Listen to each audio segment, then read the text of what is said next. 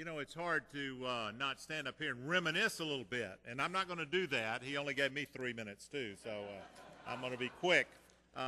But, David, you know, 12 stones, 12 points, so just sit back. No, I'm just kidding.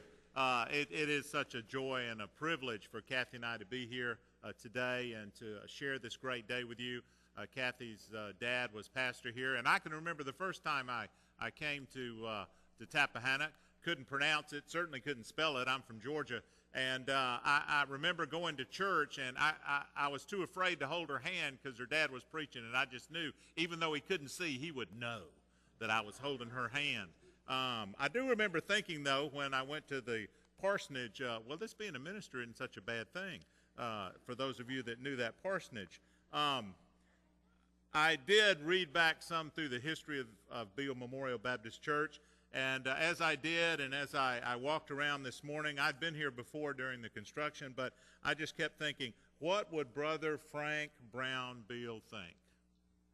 What would he think? I think he'd be proud. And I think those first 7 young women who were the founding members of the Centennial Baptist Church, I think they'd be proud too. For almost 130 years, Beale Memorial Baptist Church worshiped downtown, and now God has brought you to this place on this campus and this wonderful worship and ministry facility. And what a great return on that initial investment of $750 for that building downtown. Y'all did a great job. If you don't know that story, ask somebody. And it suddenly occurred to me the other day that I have known at least your last 4 pastors, and that has been a blessing for me as it was for each of you that knew them. Bernard Mullen, Tom Brown, Bob McKinley, and now David Donahue. God has indeed sent wonderful and dedicated men of God to lead this congregation. What a blessing.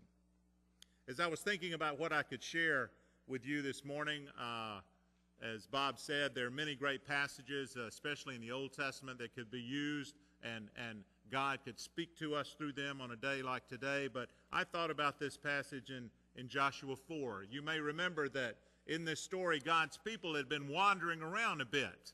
They had had a little glimpse into the promised land, and then through some lack of faith, God had said, well, let's just wait a minute. And, well, they waited more than a minute. They waited years and years from the time that they received the promise until they actually stepped into that promised land. For some of you, especially those on the building and finance and other committees, maybe you've been waiting to move into the promised land, that is, get into this building. And today you just want to kick your shoes off and say, we're finally here. Praise God. Isn't it wonderful? And it is.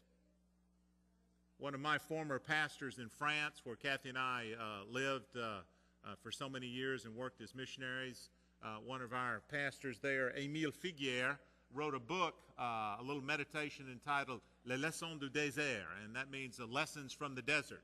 And in that book, he talks about all that God taught his people during those years when seemingly they were being punished as they wandered around in the desert waiting to enter into the promised land.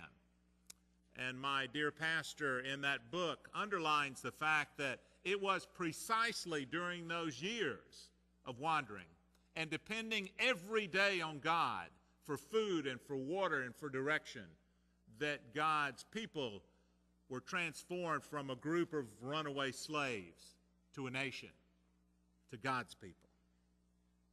Since 1875, God has been forming and shaping this congregation into his people. And you haven't been just going around in circles either. You've been serving God faithfully, ministering to this community, to this state, to this nation, and sending missionaries out overseas to take the good news of Jesus Christ to those who have not heard. Kathy and I know a little bit about being sent out as your missionaries. But emotionally and spiritually, certainly this congregation has come a long way during its history. And as John Upton said, this congregation has been a part of something bigger than just ministering in this place. And isn't that wonderful? That's something to be proud of. That's something to thank the Lord about. Today, Beale Memorial has crossed, well, you didn't cross over the Jordan. Didn't even cross over the Rappahannock. George Butler told me there's a marsh over there somewhere. You kind of crossed over a marsh to get here. But it's my feeling that this physical move from downtown to this place, it has some significance and a great deal of importance to the Lord, to this community, but especially to the members of this church. So that's why I thought about this passage in Joshua chapter 4.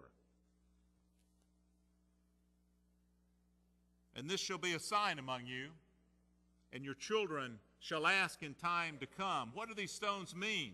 What's this all about? Why is this building so important? Why do you always want to go there? And Joshua said, and then you will tell them the story. In that day, they were concerned that later generations would forget. It's easy for us to forget because you see, the materials that have been gathered in this place, this building, the bricks, the cement, the paint, the furniture, all of this, why, it's got a story to tell, and it's an important story. What are these stones saying? What do these stones mean? Shakespeare said one time that even stones have a story to tell, and the stones that have gone into making this building, why, they have a story to tell. What do they say? On a mission trip to Africa this summer. I guess, Brian, we ought to put a little notice when we invite people and say, caution, going on a mission trip can be dangerous to your health. Not that you'll get sick,